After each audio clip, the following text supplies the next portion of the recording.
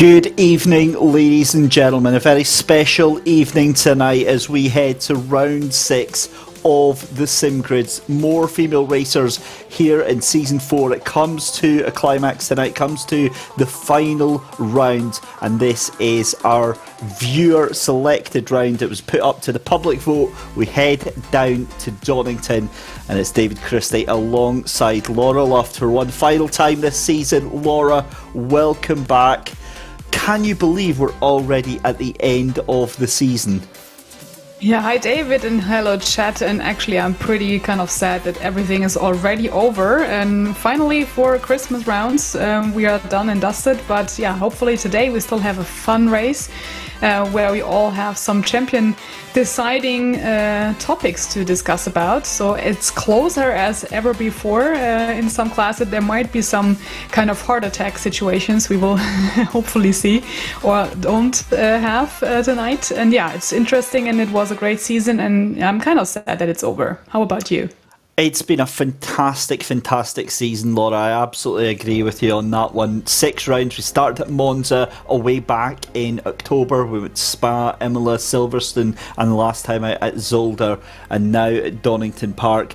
I think that most definitely we're a way to go out with a bang tonight. It's just been such a wonderful benchmark for these female racers and for these teams in general, and it's been wonderful watching it from the likes of, say, season 2 when I first got involved with it, all the way up to this season. Just how much effort, how much devotion these teams, these drivers are putting in, Laura, and how much support they are all giving each other as well. It's a fantastic championship to be part of, and I'm very privileged to be alongside you here tonight to be covering the final round. But Donington Park, we have to talk a little bit about this.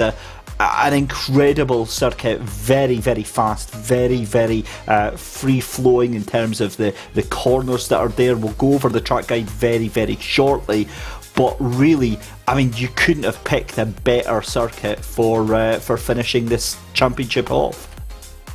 It is completely true, and luckily the vote went for it, because I guess that the other tracks are quite narrow, and this makes it a bit complex if everyone has to really focus on concentrating the last final round. So Donington gives us more space in terms of overtaking situations, maneuvers we can see, and everyone actually voted for it. So I think this is a good opportunity, and having fun out on track is the most important part, because I think for a final championship win, you just always try to have the best time on track and meeting your fellows around it. And as you mentioned, the support was great, and we are happy that also the fans voted for their females to drive here, and we got some more into the sport, and still people asking about how can I enter, how can I take part. And the community is great, and the support is mutual for everyone to just start, even if you haven't heard of sim racing. So this is pretty great that this season has come now into the 4th round, and we just look for the next ones to come. Let's see what then the new cars will be next season. But for this time, also I think that the Ferrari played quite well for most of the teams, I would say. I think you're absolutely spot on with that. They took to it like the proverbial duck to water, the Ferrari 488 GT3 Evo. But let's give you a little bit of context then ahead of our final round tonight. Let's have a look at the standings then. And first off, let's see if we can have a look at the AM standings just now. Obviously, just about 16 points between the top 3 teams right now. So again, this is a championship well and truly up for grabs tonight. Team Cake, Angel Cake up there with 104 points ahead of Team Riot. Spice Cake, the number 187, 94 on 94 points. Realish Racing have got 88 points. So those are the 3 teams in contention for the championship win in the AM class tonight. However, remember, obviously 1, 2 and 3, they're going to be a lot tighter on points than some of the other classes. We will head over then to have a look at the pros just now, because as we look at the pros, we have a huge bombshell for you. That championship is over, ladies and gentlemen. That championship is decided not by points, but by the fact that the number 12 Grip Hacks Engineering outfit have retired from this round. They have decided they are not taking part, and that means nobody else can catch the GTWR RHG female racing outfit number 1 team of Sarah Dove and Mira Evergarden. So it is a huge congratulations to them for winning the Pro Championship. They will be absolutely delighted, I'm sure, with that. Moving over to the Pro Ams then, and it is Luna Nira who are out in front in the 205 machine. 112 points there. Now this is the biggest shock for tonight, is that 205 could be in trouble. They are having real connection issues tonight at the moment in that 205 machine. Alita Indriani, if that sorts itself, awesome. If not, they could be made to retire from this race. We very much hope not, but we'll wait to see what happens with that. Turn 1 Hedda Rangsetter in the 102 in second place with 98 points. Those two are the only ones fighting this championship out right until the end. And then if we go across to silver just quickly, it's going to be a GTWR RHG female racing team that wins it, but which one, we have no idea, because all 4 of them in the top 4 there still within points contention of taking that win tonight. So a huge boost for that team, and brilliant stuff. And just underneath there you can see Turn 1's Magnum Racing Team, the 101. And I do have to kind of take a minute to go off script here a little bit tonight, because we do have to say a huge thank you to Celine Witcher for being able to join us in that team tonight. It's a very difficult time, I can only imagine, for her just now. She lost her father a couple of days ago.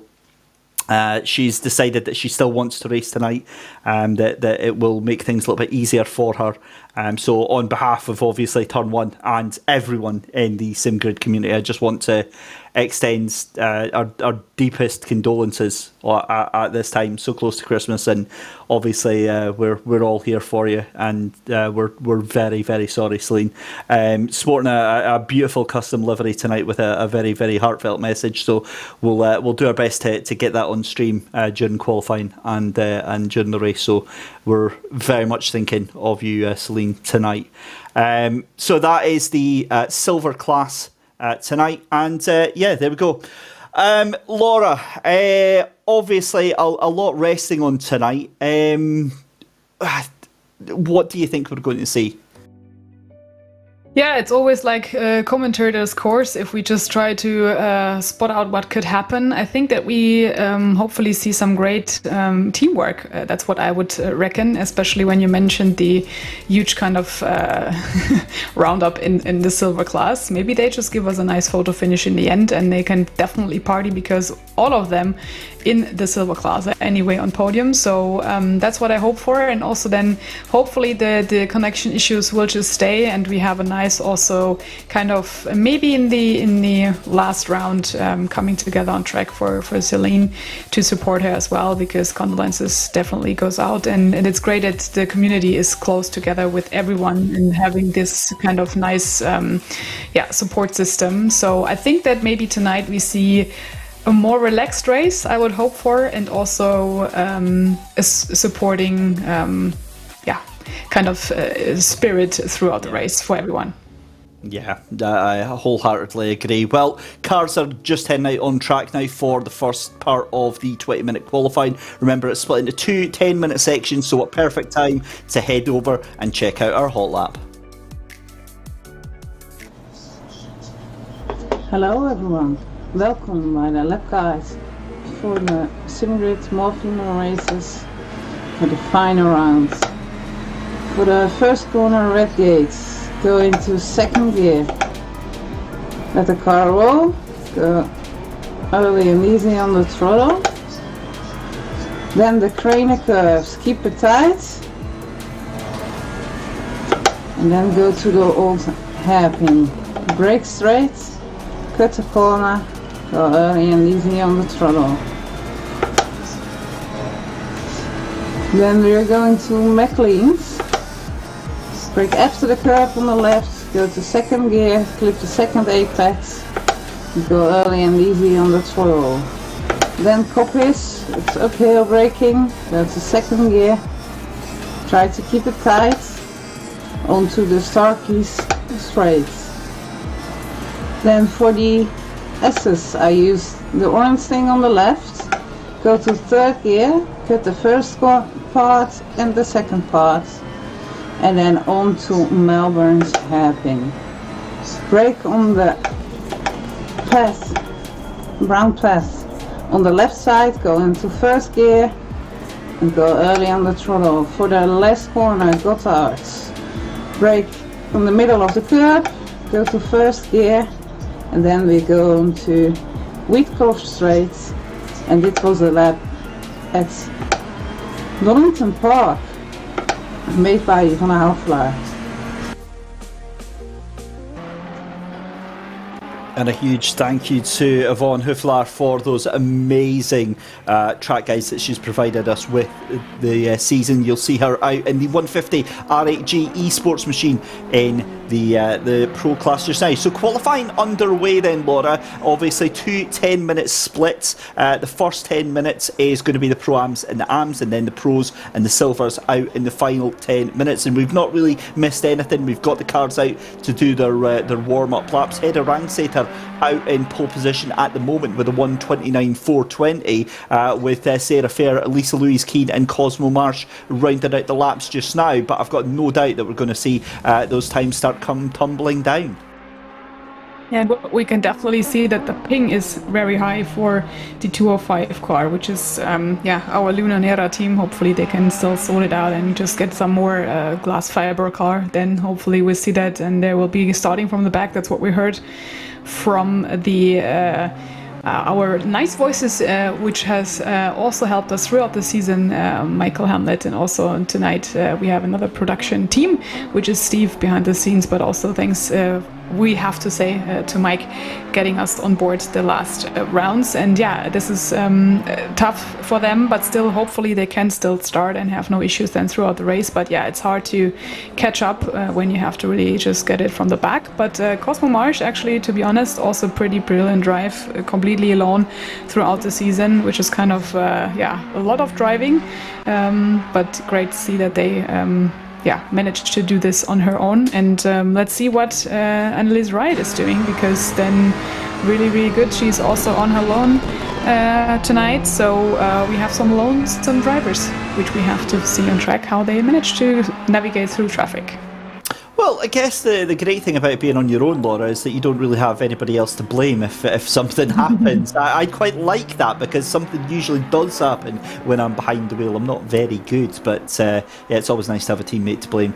But actually, in all seriousness, it makes it harder, because when you do, when you do make a mistake, it feels awful to just have that awkward silence in the voice chat, knowing that you've done bad. So yeah, Annalise Wright comes across the line then, doesn't really improve too much on the time there, and in fact doesn't actually set a time there, so she'll be wanting to get done, so she'll have gone off at some point during that lap there. But all of the drivers then within 1 second of that opening lap, and it's been a fantastic championship, hasn't it, for these drivers here in the Pro-Am and the Am as well. They've really, really done themselves proud in their specific teams, and I'm pretty sure there, maybe I haven't been paying attention enough through the season, but that number 11, has that got a bit of a festive change to its livery for Charlotte Robertson on the Higgs Bosun machine? I saw stars and everything all over the side of it, so I'm not sure if that is the case throughout the season, Laura. It's always nice that even for the special final round there will be some updates on some of the cars, and this is good to see that also then we have it in full livery here with the nice golden stars. Maybe that's a Christmas thing, right? So this is also quite nice that we have maybe also some special cakes for tonight. That's what we're still waiting for, to be honest. No, just kidding. But it's great that they at least also try to update this for the final one and giving us the Christmas mood. But still, that's still a long way to go, because tonight is still pedal to the metal time, and hammer time, as we call it. And this is what Charlotte Robertson is trying to do right now with the Hit It Racing team. Actually sitting right now, in a good shape, in third place in the championship. But Sarah Fetch has nailed it now with the 129. So the M teams, again, pretty strong throughout the entire season. So that is great to see that they actually can probably progress to another class next year.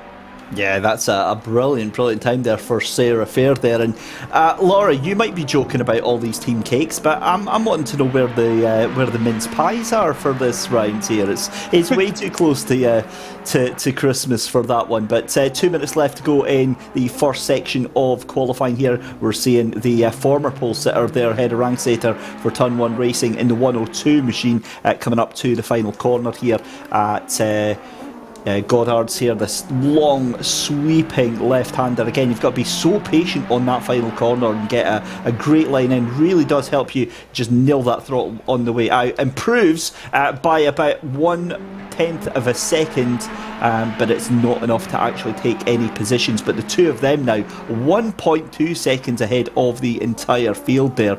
But Sarah Fair there with a 1:29 flat, that is the time to beat just now. And I'm pretty sure we'll see some times coming in once the other qualifying session is underway. And obviously we spoke about Laura there, Elita Indriani having to start from the back of the grids, and the only saving grace I'd say for that is the fact that obviously with that battle going on in the Pro-Am right now is the fact that it's still 1, 2, 3. It's they've still got another 3 cars out there in their class, so they will still get some points from tonight. But it's whether or not they get enough points to hold on to things right now. Yeah, that's completely true. And you always, this is kind of hard to swallow, right? If you just think you can actually score some points being on the podium and then have already your spot, and then you just probably then have the chance to win the championship, and then you miss it completely. And Annalise might be having the same issues, to be honest, because the ping is like we're out of scope. It's not even just like being actually on the roof. But yeah, let's see what actually happens tonight. I have that many have some problems these days with the internet connection, so please pray for them that is really holding for the last final round, because we want to see them all race together. This is really important. And yeah, Cosmo Marsh still trying to beat the lap time. And I have to say, my first time I was racing in Donington Park, I was completely frustrated in the first place, because really there are some corners who are quite tricky to get, and if you just overpace, especially the hairpin, that's where the braking point is so crucial that you don't miss it. And also Goddard's, which you mentioned, the assist can also be like really a problem on the car, and we also see that right here now from Lisa Louise Karen, that we can mess up much there and lose some time. So that's crucial. And there are some also old hairpin styles where you can go wide in turn 4 up the hill. It will be interesting to see how the race will progress, but definitely will be a good one. Yep, so as it stands, Sarah Fair in pole position then, and that looks to be the last of the laps going through just now with Hedda Rangsater just now. But as you said, Laura, Donington is a wonderful circuit. It was actually the very first circuit I raced on in real life this year with the City Car Cup, and honestly, nothing can prepare you for the elevation change, especially as you said, when you're coming down that left-hander at Craner Curves, and you've then got to get onto the brakes to get into the old hairpin, that right-hander. Yeah, that is a scary place to be, especially in these high-power machines where, this is laser-tracked circuits that we've got here in ACC, so it's millimetre perfect. And, from the little experience that I do have racing ACC, it is absolutely bang on. It is exactly the same track that is in the sim that is in real life, and it's just as tricky because you've got to manage the weight balance, the inertia transfer of the weight of the car and the braking to make sure that you don't lock up, you don't put too much weight forward onto those front wheels when you're trying to turn right as well. We're currently on board then with our next set of qualifiers then, ladies and gentlemen. This is the pros and the silvers out on track. Mia Svensson for the number 3 Intruder Racing team, making Old Hairpin look very easy indeed on the run round through Starkey's up Schwann's curve, then on the brakes into McLean's lift off, let that car turn round, and you want to use as much of the curb on the left hand side. But you've already had the track guide from Yvonne Hooflaar, so you don't exactly need me telling you the slightly wonky way, Laura, to go round this track. But also, as I said earlier, we'll be trying to have a look at that beautiful custom livery for Celine Witcher when they get rounds and get some times in here. But the first couple of times coming in, doesn't look like Hedda Rangseter was able to do anything with that, and she ended up going into the pits there. So Sarah Fair taking pole position, that is a good marker for that AM car.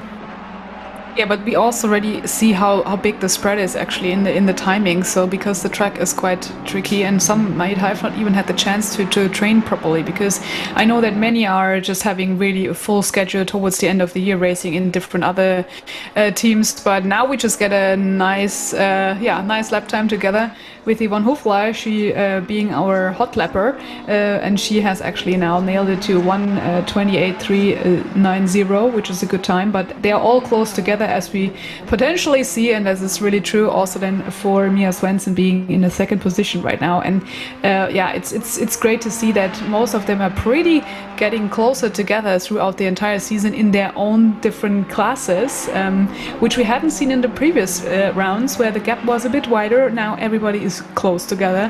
This is good to see how really good they progressed. Look at the timings, it's crazy. Yeah, it's fantastic to watch, and it's what makes it so exciting. And I've got to be honest, if this is the sort of pace we're looking at, that is a monster lap from Sarah Fair. If that is the sort of, if she's, you know, within a second to 6 tenths, 7 tenths of a second to the lead time, we know how blisteringly fast that the pro class is. That would be a turn up for the books. But then we saw Cosmo Marsh as well, so it's not exactly a surprise to see the AMs punching well and truly above where they are judged to be. So it's great to see that with 5.5 minutes left to go.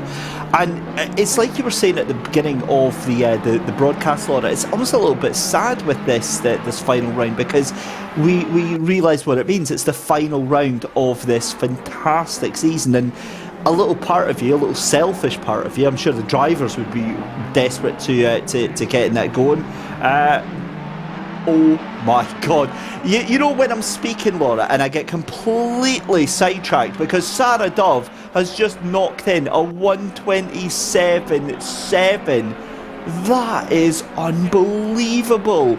Esmeralda van der Meld in the 15 silver class has just put in about a 1:28.3.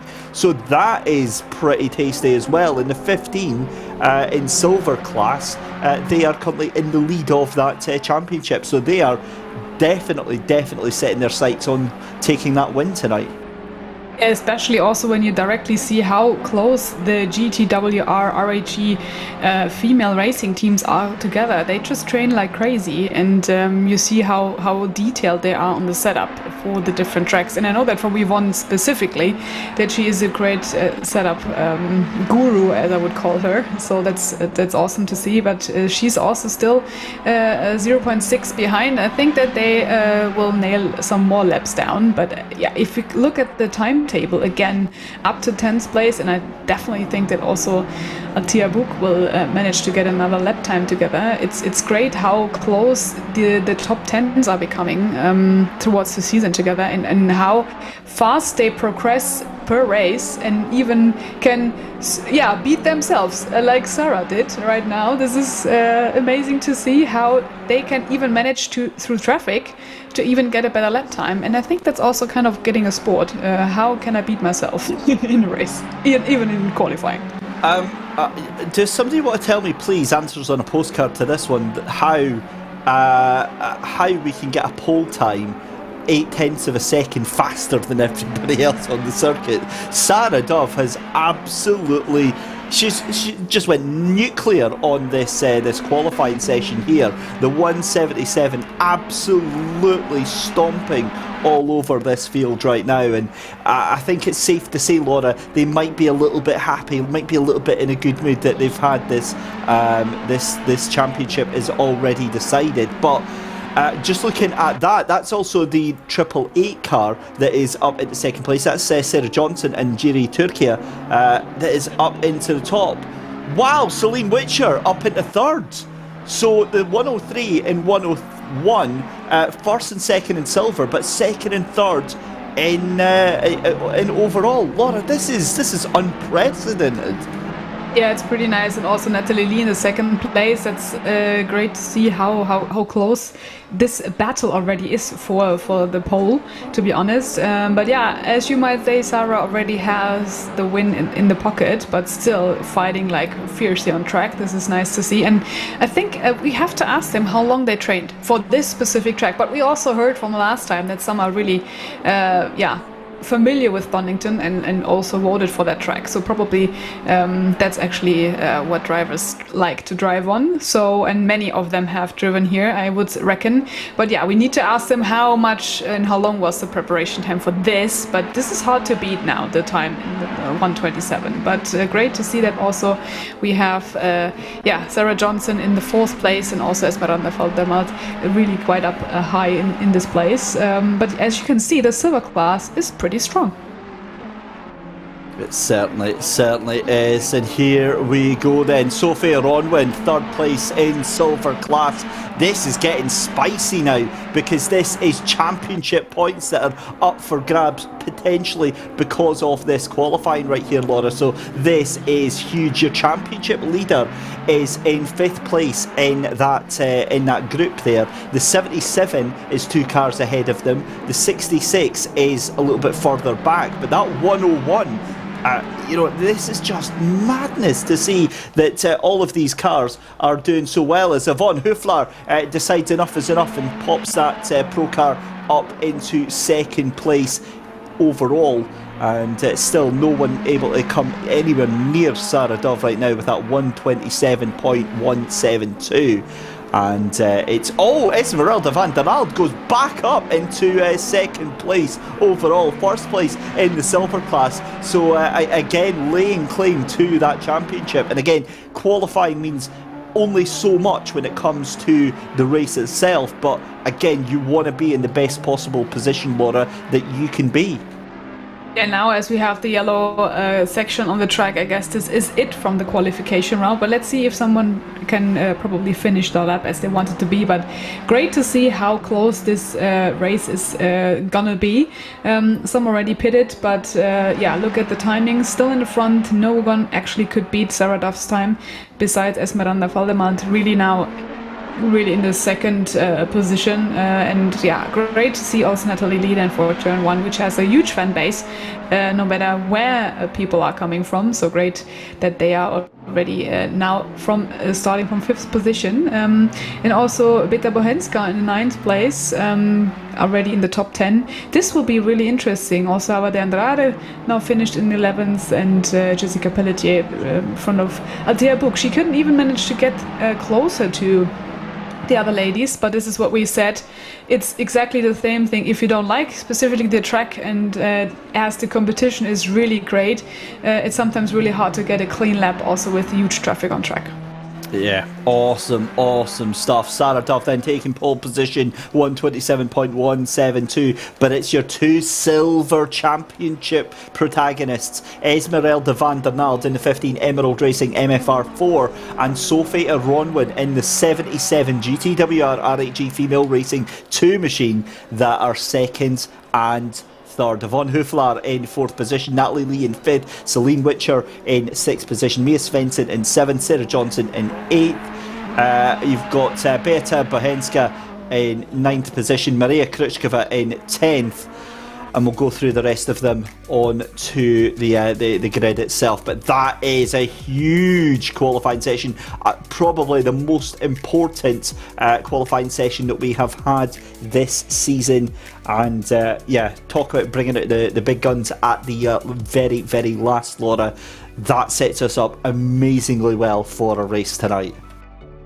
Yeah, definitely. And also, we can now have at least some moments to also answer the question we had on the chat. So if people are joining new to the SimGrid and especially the more female racers kind of schedule, normally you can pair up as a female driver with another one if you want, or you can just get your male coach, as some might have it, or at least a good friend of you to just join, because we offer that for also male and female teams to be together. But still the female racer or the slowest female in the team has to do the start and also the finish, and in the middle that can also be a boy. So that is great that we have the inclusion, so everybody is happy to join this more female racer squad. And this what we have seen throughout the year is also great support from the men's in the middle section, as they completely cheered for their ladies and supported them in the back, which was a nice pair to see how even and how calm many became throughout the season, also with their ladies driver helping them on the chat, being together with them, and as the best companion on track, helping them to progress. And this is what this season is about. Do you know what I've just realised that'll absolutely blow your mind, Laura?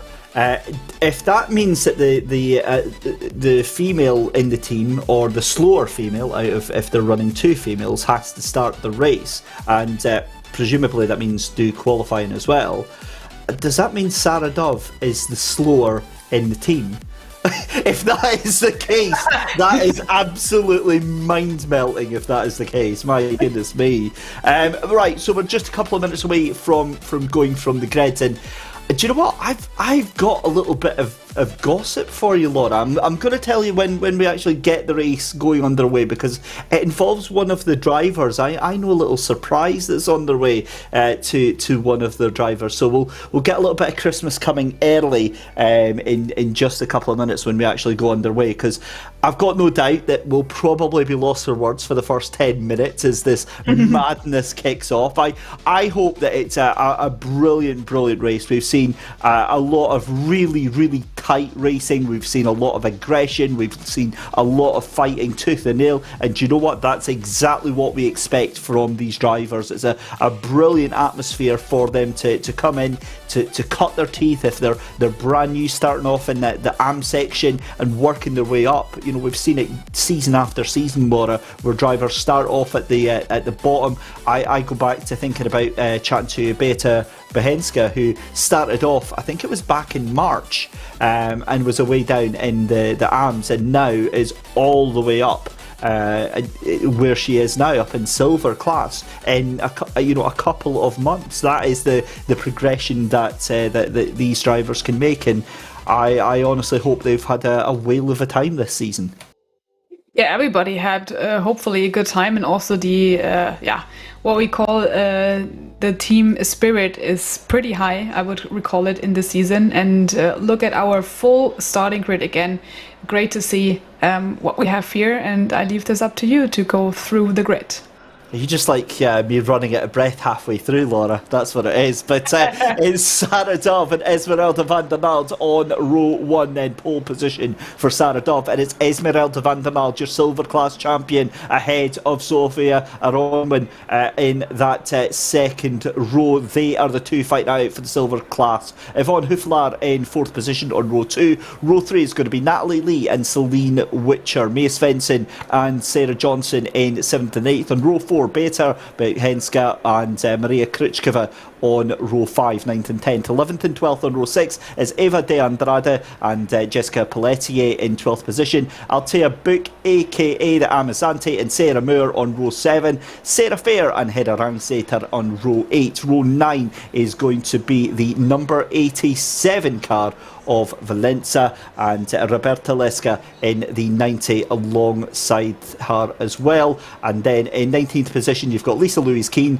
Charlotte Robertson rounds out row 10. Row 11 is going to be Cosmo Marsh alongside Maren Edwards, and then it's Annalise Riot at the back with Alita Indriani, who has some sporadic connection issues but will be starting from the back of the grid. Again, just to remind you, championship wise, the pro class has been decided. Your pro champions are the number 177 GTWR RHG female racing team of Sarah Dove and Mira Evergarden. They take the win because we have got a withdrawal of the number 12 Grip Hacks engineering team. In the silvers, it is a four-way fight between the number 15, the number 77, the number 66 and the number 87 car. That is the ones that you have to look out for, although looking at the qualifying, it is likely going to be between the 15 and the 77. Pro-Ams looks like this. It's the 205 out in front, but they are at the back of the grid, followed by the number 102. They are about, 14 points behind there, so everything's still to play for in Pro-Am. And Am, there is still 16 points between all three drivers, all three teams rather. Team Cake, Angel Cake and the 139 out in front on 104 points, and then you've got the number 187 and the number 2. So the 139 is currently leading on that AM championship as well. So lots to play for tonight. Are you ready, Laura? Because I know you're still recovering from your last F1 outing all that long time ago. But do you think that's prepared you for what we're about to see tonight? Yeah, I hope so, because I always like nail biting when you look into the first corners when everybody just is pumped to go to the start, and it's for everyone, even for us as the commentators and also the fans watching on YouTube. This is always the adrenaline rush we definitely see, and still the preparation now. If you're just counting down just 1 minute to go for the session start, it's like, yeah, you're sitting in your car and you just try to calm down, because this can be a deciding point, as we already mentioned, for some of the championships still, where some people have to fight for the points to really nail down what they can do in the championship trophies 1, 2 or 3. That's important, and I think that going through the starting procedure, many are definitely really, really good. And let's have a look, if we have the time right now, to look at the special livery on one of our cars. And this is the 101 from Celine Witcher, giving a tribute to her father. On the side door you can read the full and nice slogan there. She's really giving him all the best now, and it's great to see that she has the spirit to still drive, because that will be actually a nightmare if you would have to do it. But I can reckon that it's good to have at least the final season race to just get your head around for some positivity in this kind of hard, dark moments. Yeah, I absolutely echo those sentiments. And as I said earlier on, I think everyone, not just Turn 1 Racing, but the entire SimGrid community, sending out our deepest heartfelt condolences to Celine tonight and through the weeks and months ahead. Focusing on the race then, the formation lap getting underway. Sarah Dobbs leading out the cars, and we get ready to go racing. I've got to say, Laura, I think on behalf of us and all of the production team and all the SimGrid, a huge thank you to all of the drivers, to all of the teams, for making this one of the standout championships for me of the year. This has been an absolute thriller in every single class that we've had here. Every season has been pretty special anyway, but this has been a real banger this year to watch these drivers going toe to toe. And I would say this has probably been one of the most competitive seasons that I've seen from more female racers. But I'm starting to get a little bit nervous now. The jitters are certainly well in effect. If you've just joined us, a very warm welcome, ladies and gentlemen, to the final round 6 here at Donington Park of Season 4 of More Female Racers. It's David Christie and Laura Luft taking you through all of the action as we head through our formation lap. Sarah Dove out in front for GTWR RHG Female Racing, crowned champions of the Pro class earlier on this evening. And Laura Luft, I think we are ready to get underway with our final race of the season as they come down to that chicane for the first time and getting everybody going there. How excited are you and how nervous do you think these drivers are? Actually, I'm already having a heart attack, kind of, because, we, even though we're not racing, especially as a race car driver, you always feel the same pain because you can't do anything about it. The racers really have to do it. And I also can reckon that the teammates are quite nervous as well because you can't control it. This is all in the hands of the starting driver. They have to make sure that they are lining up in the correct way, also having warmed up their tires, and also the brake discs are ready to rumble because these are the last two small and really, slowest corners. Nobody has to just bump into the first car. This is where you also can't miss the start because you have to close the gap for your teammate, and we can already see that some really try to do the pedal to the metal already. And this is what we always like to call it. It's the last corner and you just can feel it, and you then focus on the race start, which is about to happen shortly. And then we can have a nice round of applause for all the drivers who started here, and the race will be given free now when we see the green flag being waved. And it's the race start for the final season race here at the More Female Races. And we already see that this is kind of a nice one because they try not to be super aggressive in the first round. Everybody gives each other space, which is lovely to see. And we have no yellow flags. It was a great start. Even it's really... I can't say anything more. Sarah Duff already just nailed it in the first one. We still have one of those, and the commentator said, "Don't curse it, I just did it," so it's my fault. You can just blame that on me when someone's going right, definitely. But no, actually, that was brilliant, and that's what I hoped for, to be honest, in the last one. And it happened, so to say. Well done, ladies. I've got to agree, that was actually a really, really good start. Cosmo Marsh isn't going to agree on that one. We've got cars rejoining.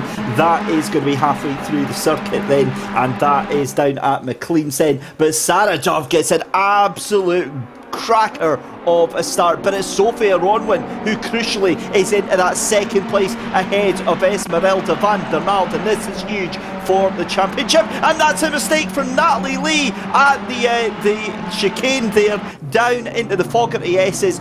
Doesn't come into contact with any of the other cars there. Will get the car rejoined, didn't hit the barrier, so again nothing more than a little bit of damaged pride there for her. But yep, let's get going again, and I'm just keeping an eye on Elita Indriani as well down at the back. But really, I have to wholeheartedly agree with you with what you were saying there, Laura. A brilliant start for all the cars. We had maybe one or two little bumps or bruises here and there, but for the most part, that is probably one of the best starts they've made this year. Yeah, definitely. It reminds me of Spa, where it also quite went well. Also a tricky track, and that's what we can say. Actually, the ladies love to have a tricky and technical track because there they perform the best. And this is great to see that everybody is now really making a clean lap and following through the nice corners we have here on track. And you be kind of patient because now it's key to not do any mistakes, get the points in, and also give it back to the teammate then in the second start. And it all looks quite nice. And also then, I think it is the final fun fact you want to have, a final season ending to really show the best what you have progressed throughout the season. And we can definitely say we got so many requests and people who haven't heard of the SimGrid More Female Races support series, and actually the series to bring the ladies up front, and where we see a slight turn and a good catch, at least not knock into the wall from Altia Book. It's the S's again, who is getting some nice overtaking and drift situations here. But it's good to see that we can definitely motivate more females to try get into the sim racing world and look at this race. It's the second lap right now, and we have not seen any kind of hiccups besides some small drift scenes, which is nice to know. The Ferrari can do it, and let's look at what Natalie Lee was having in the first place in the replay. But yeah, nice start, brilliant drive, and thanks for the production to bring also the special moments up on track. Yeah, I'm not sure if this counts as a special moment then, because that's at the exit of the Fogarty S's. It's those curbs, Laura, on the right-hand side and the left-hand side. Now, as part of the British GT pack that was released, they brought out these British tracks. And again, one thing that I didn't understand is that these curbs are very, very different. They've got the serrated edges, and they're really, really brutal in terms of what they do to the car. They take out a lot of air pressure out of the tyres. They cause some real vibrations to be sent through the steering wheel, and 9 times out of 10 they'll end up sending your car into an unsavable spin if you try to take too much of them. A lot of the drivers just finding where they can and where they cannot head over to take advantage of them. But as you said, we're still just 5 minutes into this 60-minute race. If you haven't watched more female racers just now, then this is a huge move up the inside from Krutchkova. Tried to send it in, was way too deep there, and potentially could have ended up losing that position there. But as I said, if you are brand new to the championship, then it's a 60-minute race. It's a team event, and let's have a look here. This is the Amazante, isn't it? And again, too much of that curb on the right hand side there, and I will get to finish my point, I promise. If you have just joined us, it's a 60-minute team race. There are 2 drivers usually, some exceptions, I'll get onto that in a second. 3 20-minute stints. The female racers, or the slower of if it's 2 female racers, has to take the first and the last stint, and then the second teammate has to be either a male or female, and if they don't have a second teammate, then they can do it all by themselves, but it's obviously preferred to have a 2-player team in this. So there we go. Right, we're up to speed, Laura. As all hell breaks loose further throughout the field. Interestingly as well, silver class Sophia Ronwin is now 1.5 seconds ahead of Esmeralda van der Nalde, Eva de Andrade trying to make a move on Beata Behenska, and Sarah Moore trying to make an opportunity up the inside. Beata knows better than that, gives the room and tries to go and gets a little bump from Sarah Moore for the troubles on that. Right, okay, Laura, I need to have a breath just now. Yeah, but definitely what we can say. I mean, even if they just have a kind of hard-lighted moment, they have a good catch for the car. So they have a good feeling now on this track, which is pretty amazing. And also even the slight bumps, they just stay on track. And this is the most important key here, to just not give up the track space. Although even if you have a slightly drift, there is no hard wall contact which we have, so all the cars are still pretty running well, and they come also safely back on track, which is most important. So they try to really embrace what has been the learning curve throughout the season. This is what I really like to see here, and also even through the field. I mean, there are some packs in the front, 5 people together there, but you have the groups in the middle pack. There are 10 people roughly. The number 7 car is pretty alone at the moment, but you have people around you which you can fight with. And also Denise Pope is here now in the 10th position, which is good to see. That also Sarah Moore actually is supposed to drive, so that's what actually is probably Sarah Moore is the one racing here for Wild Things Racing. And it's also nice to see that even the sim racers and the real racers are going together on the track and having a nice one and a nice feeling with all the different situations you have in real racing and also in sim racing. And when you see what Sarah is doing here, because she knows the track probably also by heart, and as you said, you have been racing on Donington Park, and good to see that also each inch of this track has been well prepared and mapped. It's nice to see that you can set up your car in a good situation, also even on the inside, going here into the Goddard's hairpin. You can have good overtaking maneuvers, although you don't think that of this track, but it's happening, and it's worthwhile watching those fighting on track. Certainly is. And talking about fighting on track, am I right in thinking, I'm going to put my Sherlock Holmes hat on here, and I spotted somebody's Instagram story, I think it was today or yesterday, that they got their new PC arrived. Are we going to see Laura Luft in season 5 of More Female Racers? Good spot on that. Yeah, actually, it arrived yesterday. I haven't even tried it yet, so because it just went there in my flat and set it up. That's it. Even had not had the chance to run a session, but I would actually love to race at one point. But that will mean that we won't commentate together. This is also a pity. That's why. No, you're still commentating. You're going to drive and commentate at the same time. All right, we have to do this one time, but this will probably end up me being in a wall or somewhere. And yeah, we also see some penalties coming in. This would be then definitely for me, because swearing on TV would give me a hard penalty. I can definitely say. Yeah. Do you know, being Scottish, I can completely relate to you on that one. It's I've had to go through about 5 years of therapy just to be able to be on air for about 30 minutes without swearing. But as you pointed out, a penalty there, instant lap one between cars 14 and 29. It's a 15 seconds penalty for the 29 car, and that is Eva de Andrade. Hits Lisa Louise Keane and ends up having to give that position back. It's a little bit clumsy, but these things happen. It's really difficult actually, Laura, when you're behind a car in front and you've got maybe say a line that you take into it and you maybe want to brake a little bit later, and then they suddenly brake a little bit earlier and you get caught off guard with no warning whatsoever.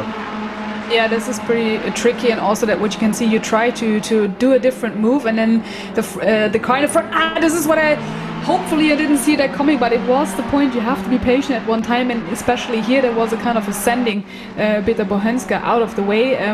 Probably that will be there something, but let's see what happens then for the race control, because they just handle all these kind of mistakes we see on track. We don't commentate that anymore. That's for sure. Yeah, we ain't getting involved in that one. We ain't touching that one with the barge pole. No. But let's see what the replay is telling us. Maybe we can investigate, because you're the Sherlock Holmes here, definitely, huh? Yeah. I have no. Oh, that's unfortunate. I mean, that's just clumsy. Yeah, that's all you need to say on that. And look, that's the great thing. And as we said, we've said this all the way through the season, haven't we? On that note, is that up here in the commentary box, we see what we see. We talk about it and we try and make this entertaining, as engaging for the audience to see as possible. And certainly from my point of view, I'll say things and sometimes I get it wrong, and I'll see a replay and it completely shows the opposite from what I thought I saw, and immediately, or as soon as I can, I'm usually like, well, yeah, okay, fair enough, that's actually not what I thought. So again, that's what we're here to do. We don't give out the penalties. We're not involved in giving out the penalties. They are the professionals. They get to look at multiple angles. They get to play it to their heart's content, and they get to make the decisions. And we get to talk nonsense, really, don't we? Yeah, because why we are getting so engaged with the sport, that's actually it. Because sometimes that's what you also had, this kind of moments where you actually want to watch the race, you can't believe what you see, and you're so excited about it. And this is what we try to do, and entertain and give the feelings we have, the emotions on the stream. Because as a driver, I'm also then emotionally involved, because I definitely understand some of the drivers if you are kind of caught up behind a slower car, and this happens to me all the time, right? So if I'm then trying to, and this happened to me in karting, so if I try to push too much, then this is actually ending up in my mistakes, as we're getting some more penalties coming in. But this is where you have to really think about, how can I make myself prepared for this situation that I'm having to take maybe 3 or 4 laps to really control my pace, and then see that I can overtake. And then you have this kind of funny smile and laugh under your helmet, because then you know you made it, and it's really good to say. Yeah, for sure. Here's a replay then. This is of the Sarah Moore incident, and that is the 997 Hot and Spicy of Beta Bohenska just in front. A lot of weaving. Beta just moving that car up.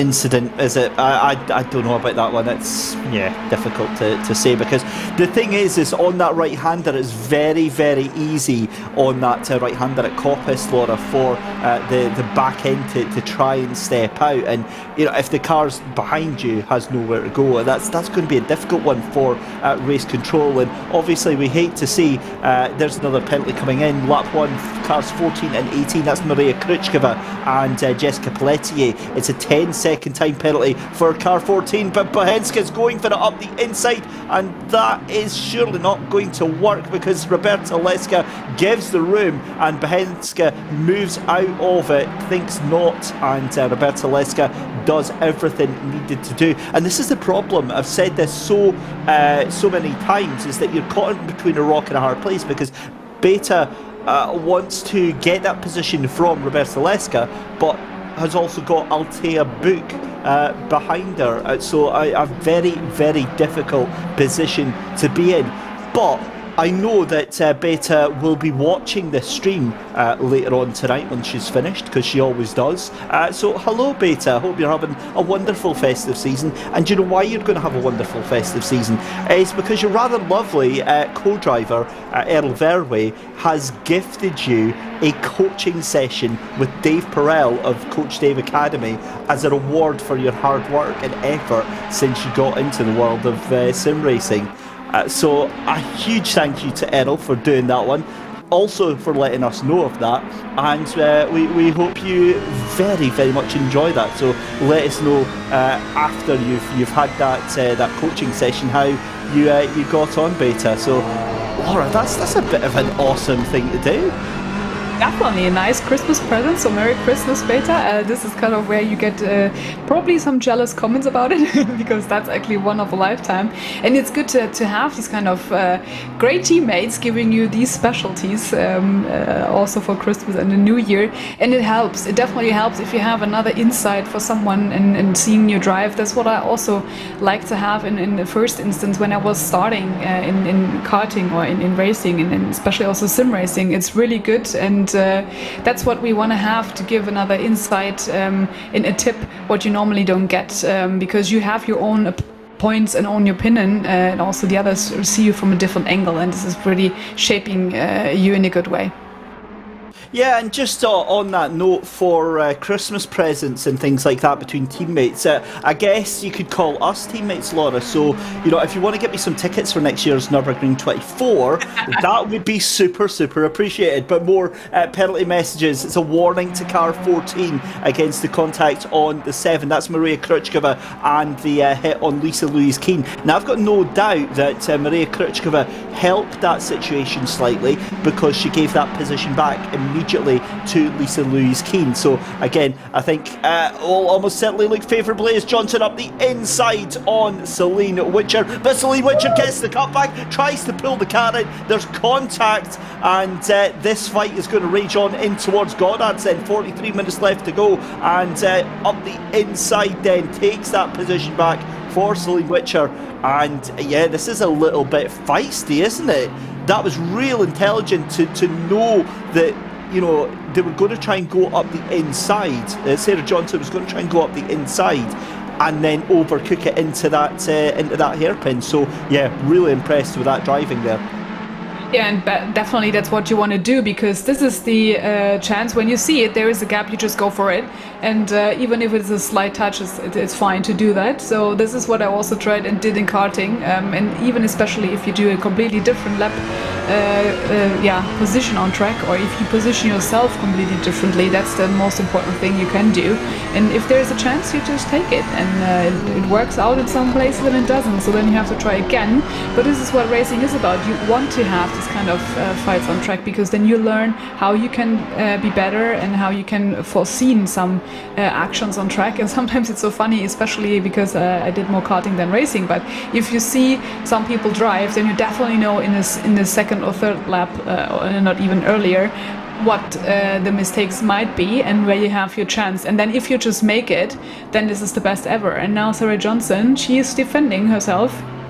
And this is good to see that there is a chance, if you can make yourself as wide as possible on track, that the others have no chance for it. So, but this will goes on for some few laps, and we're actually opening up now the pit window, and 2 or more are coming in, but Esmeralda van der Nalt and Mia Svensson are the first ones. Yep, that's right. That's the number 3 and the number 15, the pro and the silver class respectively. So great spot there, Laura. Just watching on the fact that Sophia Ronwin there in that number 77, as it stands, I believe from what we were being told, points wise, that would be enough for them to secure that championship. They'd be tied on points, but then it comes down to race wins, and Sophia Ronwin would actually end up taking that. So huge outcome for that one, because obviously that's class wins, not overall wins. Although if they get an overall win, that would be fantastic as well. Looking at the Pro-Am class now, this is what I'm trying to figure out right now, because at the moment the 102 have Hedda Rangsater out in front ahead of Luna Nera in that 205 by a considerable margin. Now there's what's that, about 14 points between the two of them right now. I wonder if that's enough.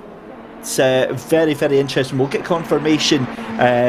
So it wouldn't be enough at the moment, because it's an 11-point swing. It's not the 14 points that they would need to or 15 points rather, to take that championship. So they're doing everything they can, but as it stands right now, Laura, not enough. And this is where we definitely have to get the calculators right next time, and also then for the final round, because that's always the tricky part, to really see who has the chance. And normally as a driver you sometimes have the chance to calculate it, but on the other hand it's the teammate who is normally doing that and giving you the insights, because you have a lot of stuff to do when you're driving. So, and some people even don't care, because they think, I just want to be not distracted, I just want to focus on my race. And this is also what we can see here, the drag race going down with Stefan Crofet now just being in the car for the number 15. It's really good that also Eve Field is then in the third place behind, and then let's see what happens then throughout the race, and also who is having the chance to make profit of the track position. Oh, now Sarah Moore in the 26th in 5th position for Wild Things Racing with a 10-second penalty. We've not had that come up yet, so that might be a penalty from race control, but a 10-second penalty has literally just been added. That is a 10-second penalty for the contact with Beta Bahenska. Now, I bit my tongue on that one because I really couldn't call that either way, and the stewards have decided that that is a 10-second penalty for avoidable contact there. So, they were told at the start of the season they were trying to clamp down on unnecessary roughness, the unnecessary contact, and it looks like that's exactly what's just fallen foul there for Sarah there, Laura.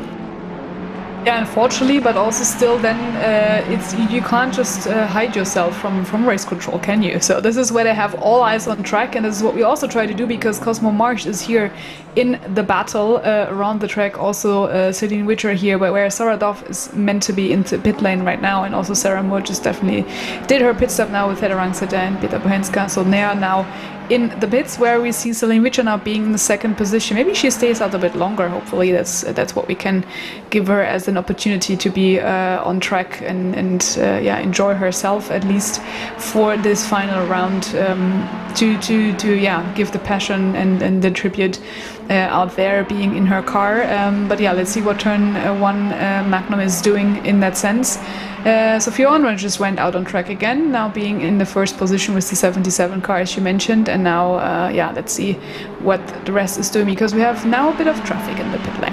Yeah, and that's a great run out from Eva de Andrade, side by side down into the Melbourne hairpin then, and up the inside it's going to be Celine Witcher, has to give that position back. There's absolutely nothing that Celine could have done to block that one, and that is a great move up the inside there from Natalie Lee in the 87. Is in fact, no, that's not, is it? Excuse me. Anyway, Celine Witcher into the pit lane then, and everybody frantically doing all of the changes here. Here is Mira Evergaard then behind the wheel of that 177, taking over in the lead of the race from Sarah Dove, or at least will be once all of the pit stops are done and dusted and out of the way. And I'm very interested to see that 103 behind of Natalie Lee, because of course that car's still to come into the pits as well. So let's see what the gap is then for Mira Evergaard then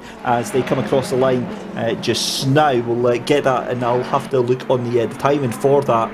I think that is going to be about 10 seconds at least between first and second place here. So yeah, this is developing quite nicely into a proper race here, Laura.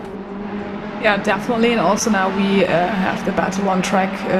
The other cars have been already switched in the front, where we definitely see Hot and Spicy Wild Things racing again on track. They love each other, and this is good to see that they still are in the same position to fight for the positions on track, which is 13 and 12. So it's Lillian Roy Davis in the 139, and also then 26 behind Errol Berry in the 997. So we have them all lined up together, but the 12 position is then the M category, where we're just trying to make our way through the silver class, which is actually the most important one on the track, because they have a lot of drivers out there fighting for the different positions, but all the rest are still spread out across the track. And actually you can still be happy that all of them are still driving, despite the difficulties with the internet connection. We all still have them here.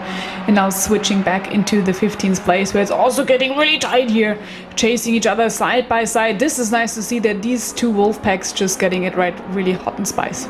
Yeah, that's exactly what they're doing, hot and spicy, making things a little bit hot and spicy as Errol Verwey makes the move on Denise Pope and got very lucky not to hit the rear end of that car. So we see a car going straight off. I believe that was the 103 of Michelle in the 14th place car for turn 1, Grazie Kimi. That's Andre Michel taking over from Natalie Lee, going very wide at Coppice there. The gap though between your race leader, that's the 177 of Mira Evergaard, and the second place 77 car of Matt Muirhead, that looks to be nearly 9 seconds right now. So that gap has massively increased, and the 150 now getting involved as well, because Yvonne Hooflaar's partner Chris Hartveld in that RXG Esports 150 car up into second place, or was up into to second place there, drops down now once the timing board actually sorts itself out there. So action all through the field here,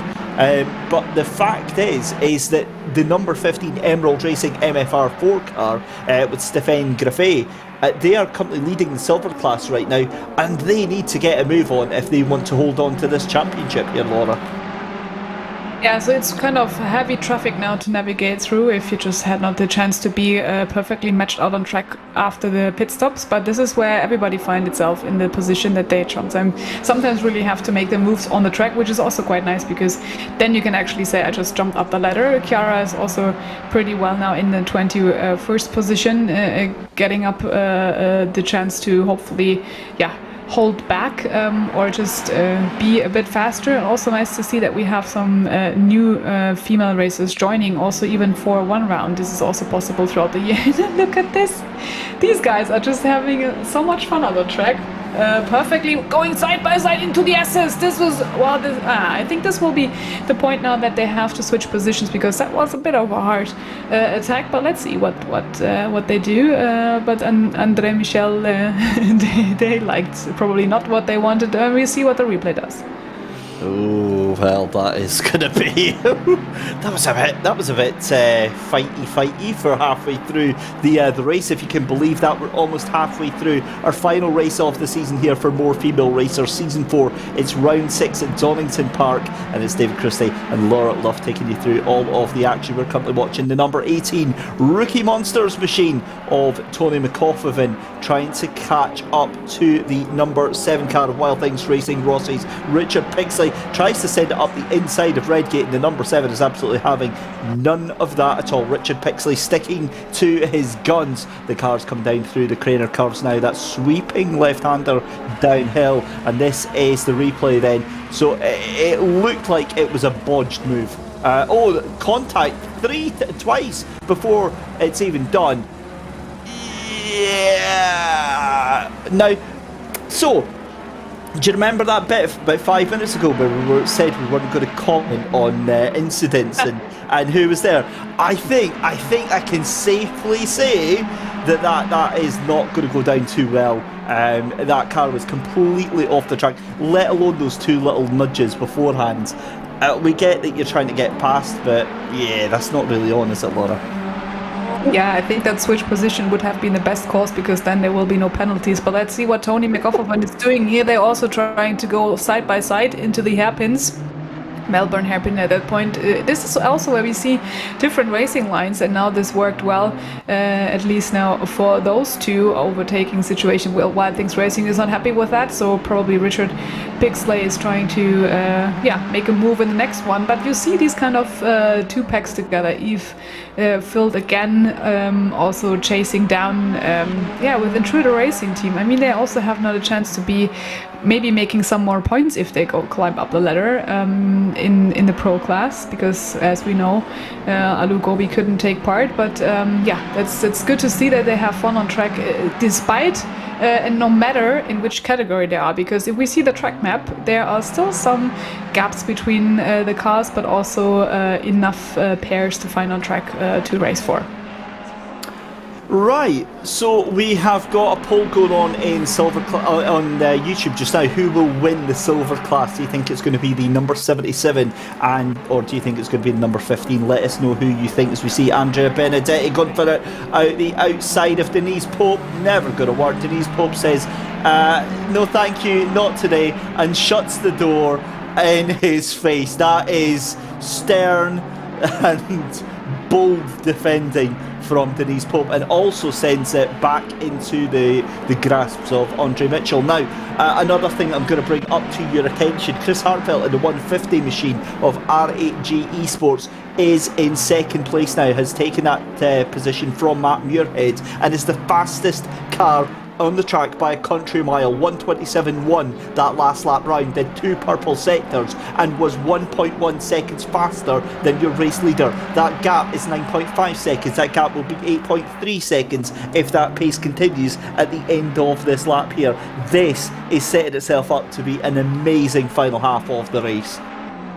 Yeah, definitely. This is what we can say, because you can't actually be safe right now with just trying to get the pace you want, because still it's long time to go, and also we have the pit stop, the last one turning up. If we look at the poll, not so many are decided yet, but the 77 still got more votes than the 15. So where are the fans of the number 15 car? Maybe just get some more lucky charms out there to just help them. But it's nice to see that we have a good fight on track, no matter in which class we are, and also the smooth operators on track, which we call them. Probably they just watched how Color Science did it. I like that, smooth operators. Yeah, Carlos Sainz, owner of the world's biggest Ferrari. Job done. Right, up the the outside, excuse me. That is not going to happen, is it? And no, thank you, sir, not today. Around the inside, outside, no, it's not going to happen there. But this is the problem as well, Laura, is the fact that it just, honestly, is not happening, is it? I mean, goodness me, Denise Pope having to fight, to attack and defend. You've got a car up the inside at Redgate, surely you're going to have to leave a little bit of room, does so. And wow, this is awesome stuff here. Yeah, pretty well done from Denise, because the sandwich position is hopefully it's the worst you can have, because you really watch everything on track around you, because you have to try to chase the front and also being cautious of what the back car is doing. So pretty brilliant drive from Denise here on that angle, trying to defend and not giving up the space. And they are all still close together, so this is not decided yet. This will take a while, but pretty strong drive from here, just to do her thing. And we know from Wild Things they are pretty focused throughout the season and really, really good of how they progress. Whoop whoop, Denise.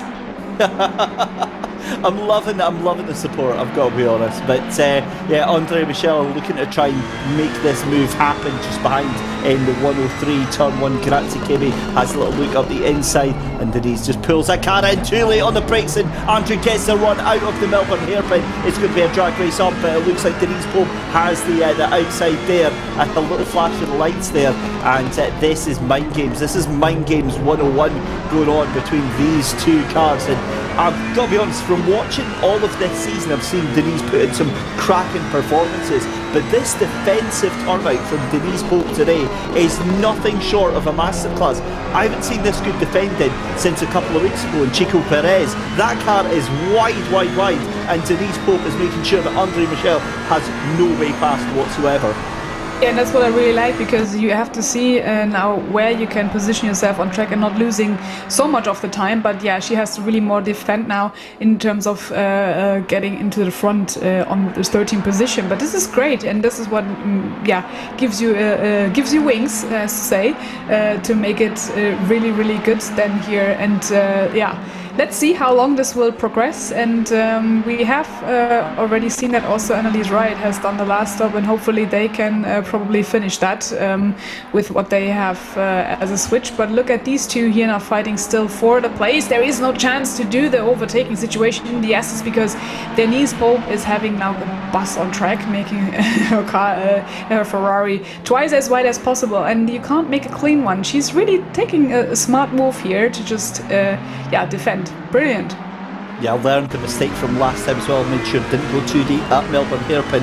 That point you made about Annalise Riot, that is a problem if she's made her final pit stop, because her stint timer is going to be 23 minutes, and there's 26 minutes left to go, so she is going to have to come back through pit lane just to reset that stint timer. So that is going to be a big problem for that 187 machine. Meanwhile, Denise Pope still making that the world's widest Ferrari that possibly can be, as surely not Andre Michel fancies going wide round through the crater curves there. It's not going to happen into the old hairpin. And this is an amazing outing right now. And the thing is that it takes one thing to drive fast, and the thing is that Denise Pope right now is doing 128, so that is really quite decent pace on the go just now, and all that while defending quite hard. The thing is that means that Andre is going to have to really overdrive that car, and you can see now it's dropped off quite considerably on the run through Coppice there. So that is now going to hand things over to the final drivers here, Laura. 25 minutes left to go in our final round of the championship here. That gap now to Chris Hartveld and our race leader of Mira Evergarden down to 7.3 seconds.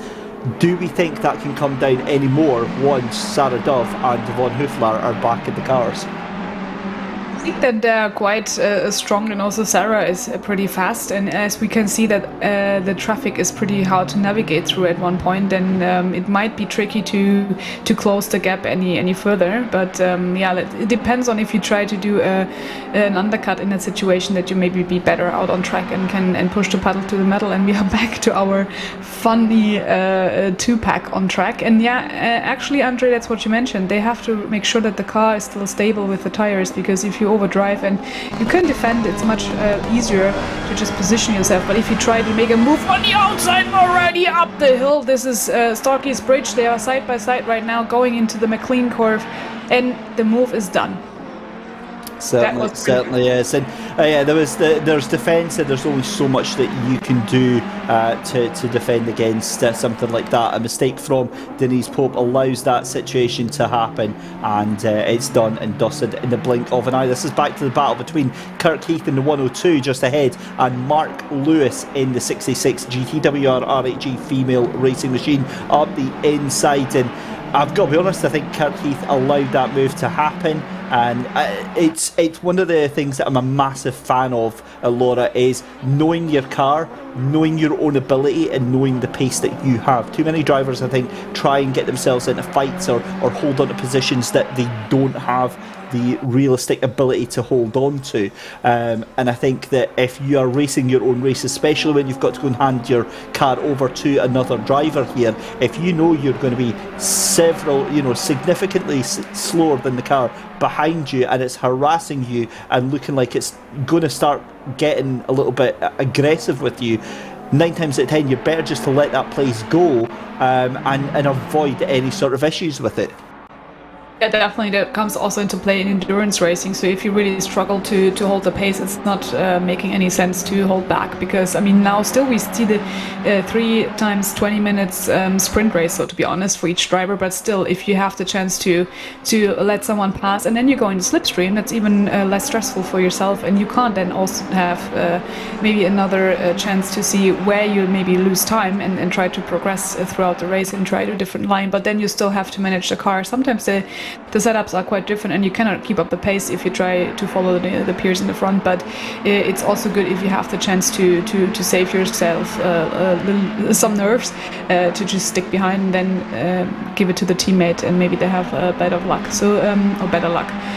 That would be the easiest. But we still see these close fights also with Wojciech Pawlicek in the 205 machine for Luna Nera being down in 21st position, and this is where we just talked about right now. They had really the connection issue, and they're in the first in Pro-Am class, so to turn 1 map with Hedda Rangseter is quite up, further up in the ladder, so this is crucial that they just at least hopefully progress. But it looks still kind of tricky in terms of their ping. Yeah, certainly is. So it's Wojciech Pawlicek behind the wheel of that 205 Luna Nera machine, and this is all they need to do. Despite the connection issues, this is all they need to do. Just get that 4th place position, and that would be enough to take that championship for that class. But Andre Michel having disposed of Denise Pope, it's now Rudian Lloyd-Davis in the 139 machine, the Team Cake Angel Cake car that is standing in front of Andre just now. And again, that fantastic looking car out in front. I love the Team Cake cars. They are just so awesome to look at, and that is your championship leader, and currently doing everything that is needed. So they are in position to win this championship, as well as Andre Michel up the inside. And yet again, Rudian Lloyd-Davis sees the car coming in, thinks, yeah, I don't want any part of this, thanks, as Denise Pope also takes advantage of that as well. And I would not put Denise Pope out of trying to make a move on Andre Michel before this stint timer is out. I get the feeling that this is a little bit personal right now, but we've got about this is going to be the drivers you would think coming into the pit lane now for their changes. Richard Pixley, toe of that group as well. A lot of drivers into pit lane, and up the inside then sends it into Redgate. Richard Pixley takes that position, but Josie Austin trying to fight round the outside here, Laura. And also what we can definitely see that Denise Pope tried to do an undercut, where these guys are just having a fly, and not a slight contact here, nice overtake from the Wild Things Racing. Going a bit wild then here for Richard Pixley, but coming back on track safely, not disturbing anybody else, but it's getting a bit of a traffic. And let's see what Denise Pope is doing, because she's in the pit lane right now. This was a smart move, and then maybe you can jump back then and watch out where the 103 car is ending up then for the last stint. But because we see the traffic is kind of fun to navigate through, Josie Austin now having the cake position is not the best to do, and Sarah Moore is also back on track. And it looks like that might be a move for position then. We'll keep an eye on that one. I tell you what, I have never seen Josie Austin drive angry before. This is an absolute treat to watch right now. She is furious behind the wheel of that car right now, the 137 Team Cake machine, trying to hunt down Kalka in the number 11, the Haytold Racing Higgs Bosun of Yannick Kalka. Going to be handing things over to Charlotte Robertson very, very shortly, indeed just in front. And then Richard Pixley, as we said, just 2 cars ahead just now. Also got to watch out for the 205 behind the championship leader, Luna Nera of Wojciech Pawlicek. And again, with 17 minutes and 50 seconds left to go, most of the pit stops are done / being done as we speak. What do we think then, Laura? Have we got the championships decided then? Yeah, as I'm probably not the best in math, and this is what I always leave it up to our production team and you, as always. I just handed it off to you because I need a calculus, slide rule, and abacus, and whatever toes and fingers I've got. Yeah, exactly. No, I think that definitely for the 77 car, it looks quite nice, as we already saw and then spoke about. That is what everybody is voted mostly for.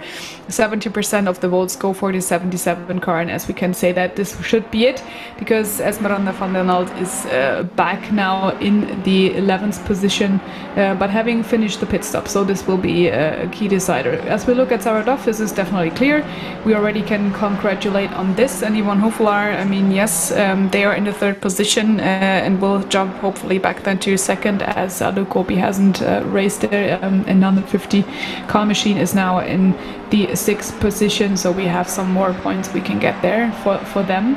And yeah, I think that it's really important that we definitely see that yeah, the Team Cake, Angel Cake is also pretty good up ahead in with Sarah Fair in the M category, so they should be just completely happy with their performance. And Cosmo Marsh being the 2nd, I mean, the gap here is great enough for them to just win the M category, I would say. Yeah, you're absolutely spot on with that, and it's a comfortable win as well, it looks like, because it's about 20 seconds ahead between Sarah Fair and Cosmo Marsh in that championship. So great to see. We've been treated to some amazing racing throughout the season, and again, just to extend a heartfelt thanks to all of the drivers, all of the teams that have taken part in this championship, as Turn 1's Magnum, Truls Solberg, I'm pretty sure that was a bit of contact to the car just up in front there, tries to send it up the inside. My goodness me, that was absolute dedication from Truls Solberg, teammate of Celine Witcher there, and just absolutely sent it up the inside in that silver class machine there, out front in the race. Provisionally, obviously, still got a pit stop left to do, has Truls Solberg, but a very, very fitting point to see that car out in front and leading in the entire field through just now. P18 in a huge battle right now, as Sarah Moore trying to take this position from Maria Krutskova, trying to get some of those places back just now, and you've got to feel this is going to be a move up the chicane, and that is a spin for Maria Krutskova. Too much of the curb on the inside of Coppice, and that is what pressure does to you, my friends. The car buckles under the suspension load and it sends itself inwards. Great car control from Maria Krutskova to hold on to that car. That could have been a very, very nasty accident, but instead it's just the inconvenience of a couple of seconds lost there. 15 minutes left to go, Laura. This has been a brilliant, brilliant race. Absolutely, I so much enjoyed it, and actually it's the best one we have seen so far, that's what we can definitely say.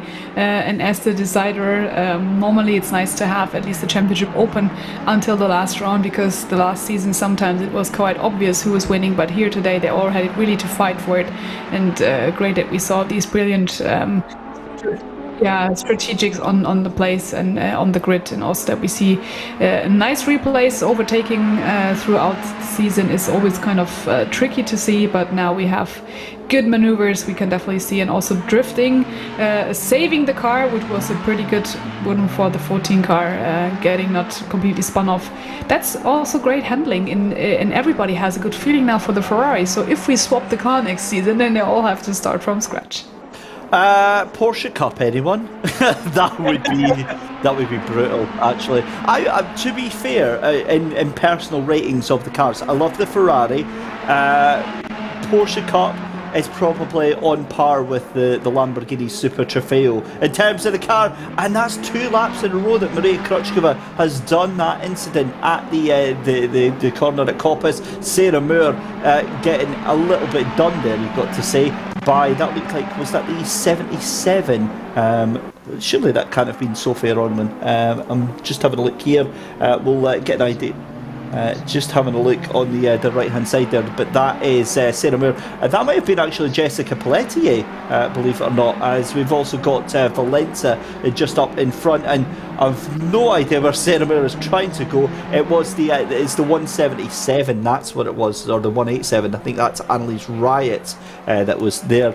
This is, oh my goodness me, so this is Moore and Pelletier then. This is for 14th and 15th place up the inside, turn 1 into Redgate, job done. Sarah Moore takes that place, and Laura, that is probably one of the easiest overtakes I think we'll see tonight.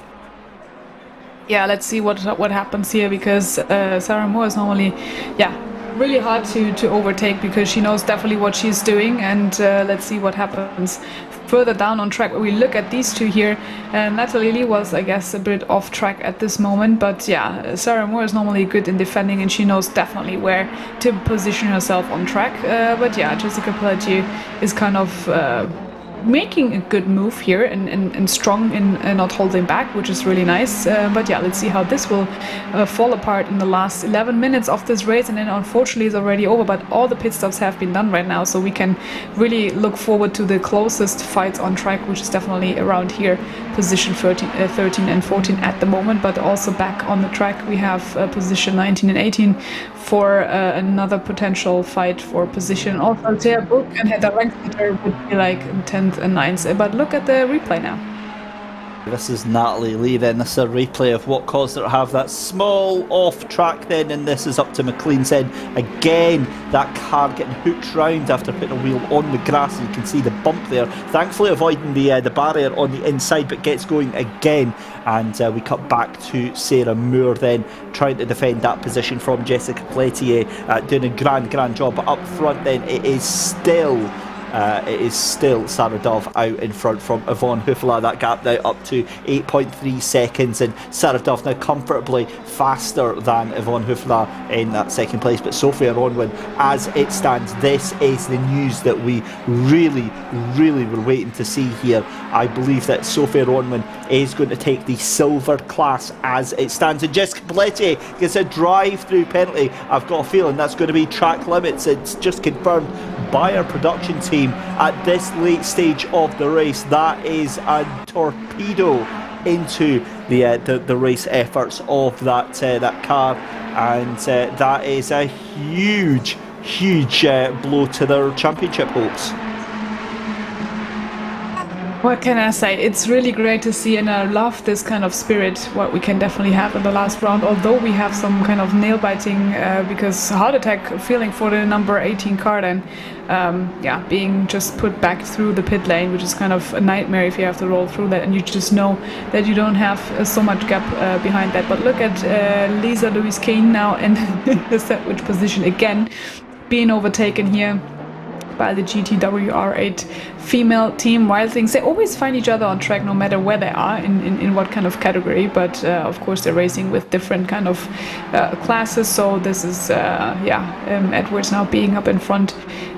Good to see that they have a slight contact here, which put your favorite one, Angel Cake, I guess, then on a different kind of entry here into the start position or starting line here. This will be, I guess, watched by the stewards again, but yeah, Maren Edwards here in 19th place in the silver class, having a bit of a traffic here to go through, but yeah, it's great, even though we are down in the place from 16 to 22, let's say, they all have enough to work on. Yeah, that is unfortunate to see that there. Man Edwards in that Team Cake car. Although, to be fair, after that incident, it looks like that car's had a bit of a chunk bitten out of it after that. But it is what it is. 8:42 left to go in the race. Yvonne Hoefler is currently with the fastest lap of the race, handed, of course, by her teammate. This is a replay then. Again, a very easy one to do, misjudging the brakes of the car in front, and for me that's a completely a racing incident. There's no malice in there. It's Yvonne that's sorry, not Yvonne, it's the Man Edwards car that's lost out because of that, so I'm hoping that there's Yeah, we'll see on that one. But Mia Svensson in 6th position in that number 3 machine, in 7th position, currently chasing down Celine Witcher as well. And you've got a lapped car, I believe that is, making their way around. That's number 7, isn't it? Just out of shot there, just trying to keep themselves to themselves. In fact, no, it's not. That's I'm sure that might be Cosmo Marsh actually, just getting themselves out of the way there. But Mia Svensson just coming out of that final corner. And here's another replay of that incident there. So again, the car just rolls off the brakes. They're side by side, and it's a racing incident for me. Obviously, race control will make their minds up on that one, but I wouldn't personally be too worried if I were Maren Edwards on that one.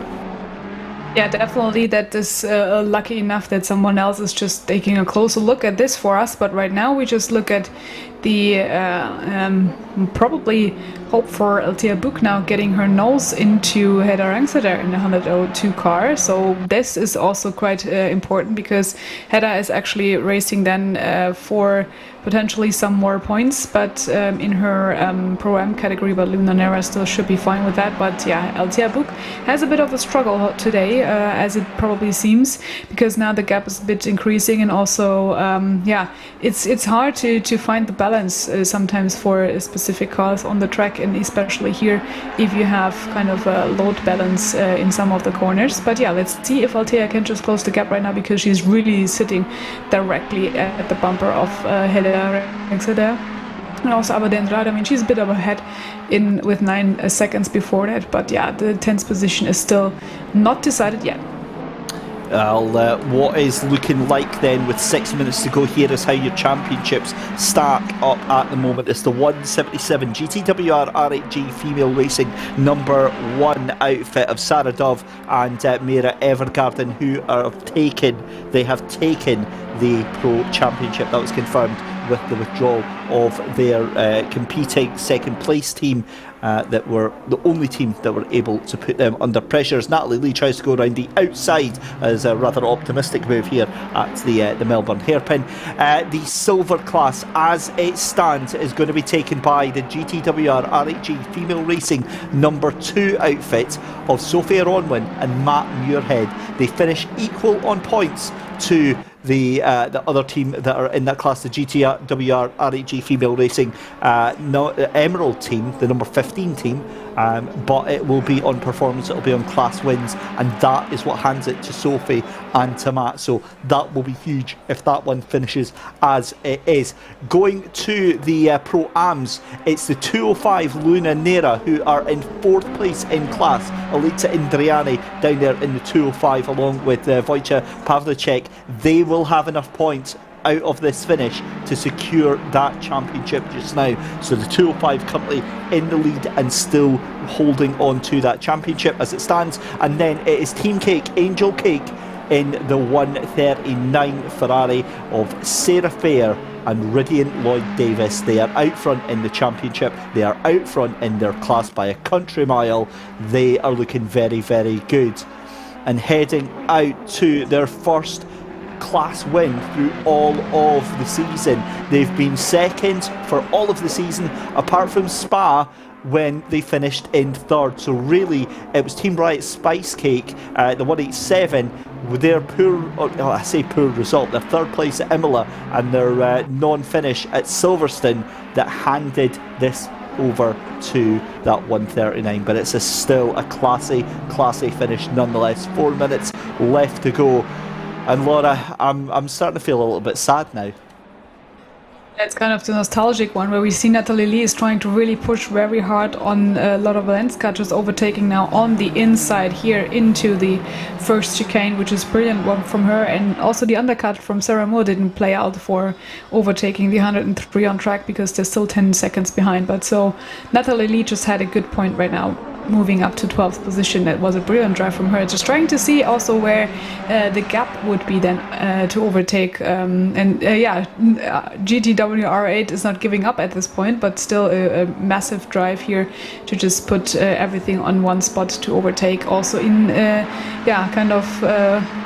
corners, which you probably don't think it's gonna happen, but now it has turned out well to be like this. So now I have to really focus on driving it back home. Also driving back home is Sarah Duff, and what a move here from Steve, getting directly there where I wanted to be in the front, actually, to see 37 laps where Sarah Duff is having a good, perfect race on her side. Yvonne Hofler back with 11 seconds behind, so the gap is increasing, and I guess that they will leave it as this, having just a fun race at the end of the season and giving Sarah the win.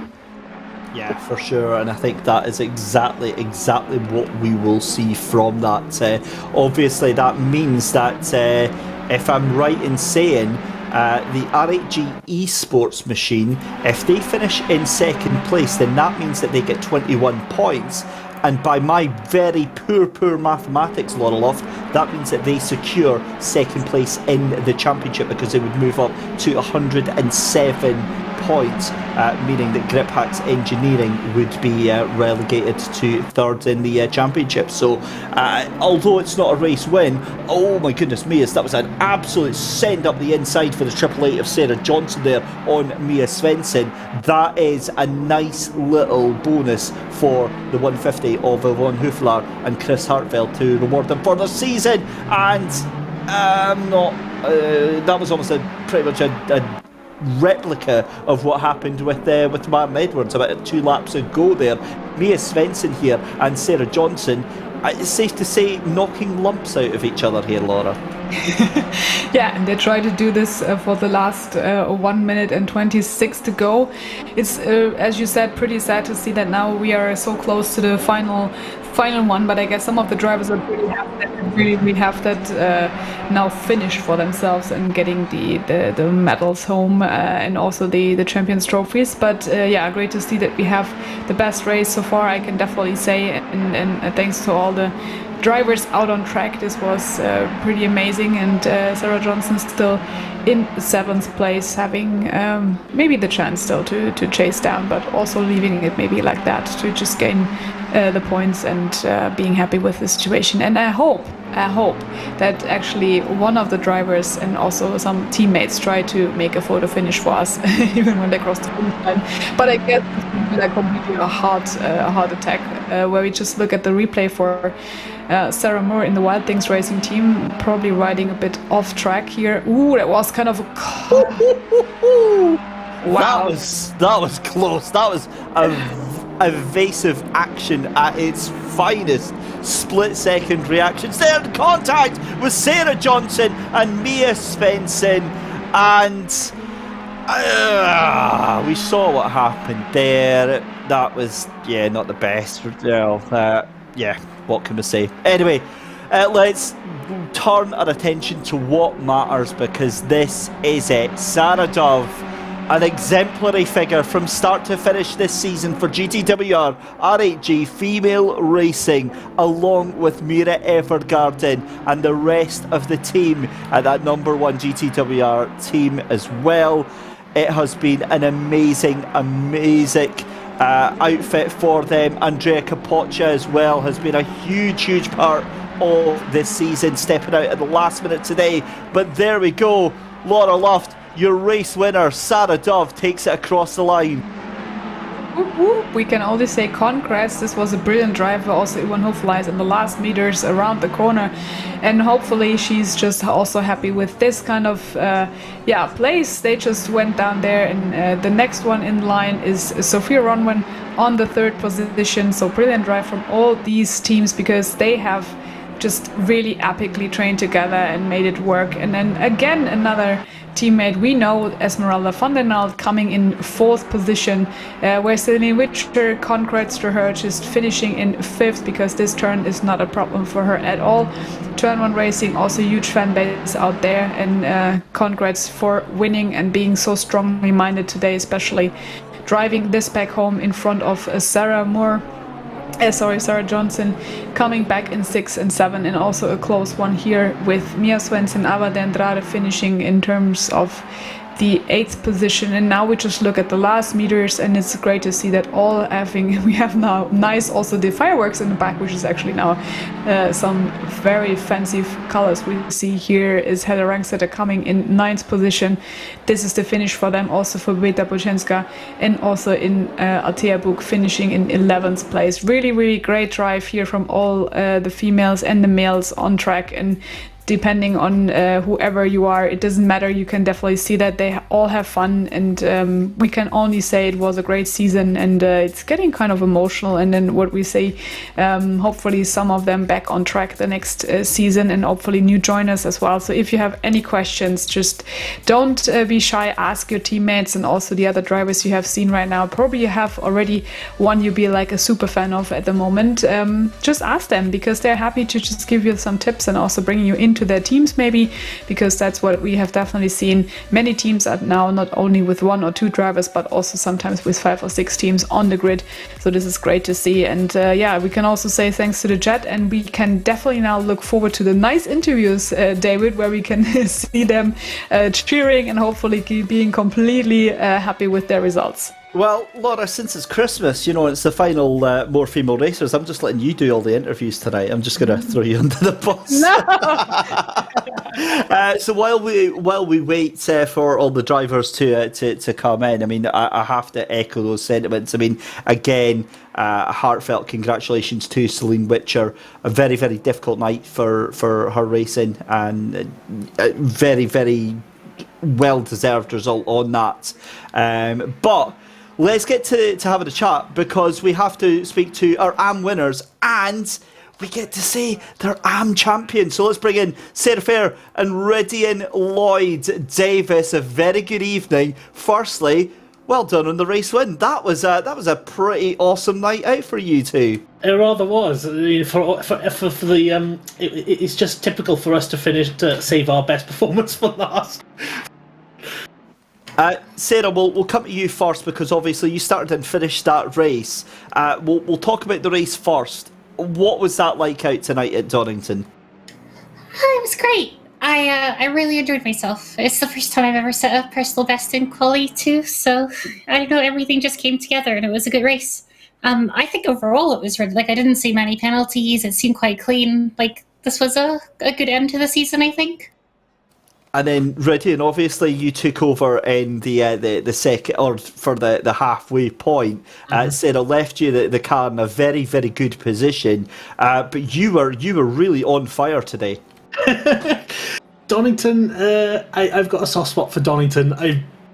All through practice, I've been setting faster and faster laps. I was hoping I could set a personal best, but no, it wasn't to be. But I'm happy that I left it in a good position for Sarah to take it home.